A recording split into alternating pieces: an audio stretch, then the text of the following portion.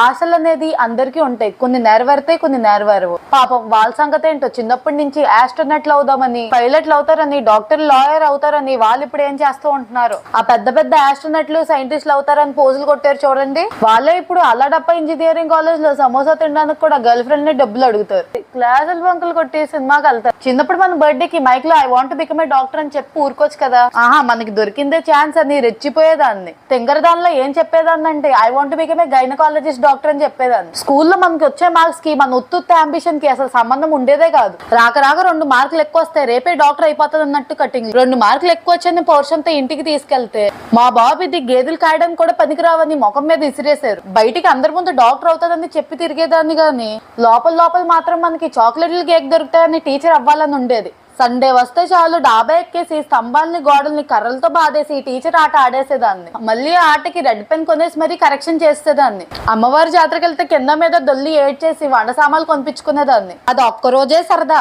తర్వాత అది ఎక్కడ పడేసి ఉంటుంది అది నాకు కనిపించదు, ఎవరికి కనిపించదు. అందుకనే తర్వాత నుంచి మా అమ్మ బాబు మూతి మీద 2 పీకి డాక్టర్ సెట్ కొనిచ్చేవారు, ఏదో నెక్స్ట్ డే సర్జరీకి వెళ్ళిపోతున్నట్టు. ఇంత నా కష్టాలు ఎక్కువ చెప్తే మీరు ఏడుస్తారు. మళ్ళీ కలుద్దాం వేరే వీడియోలో.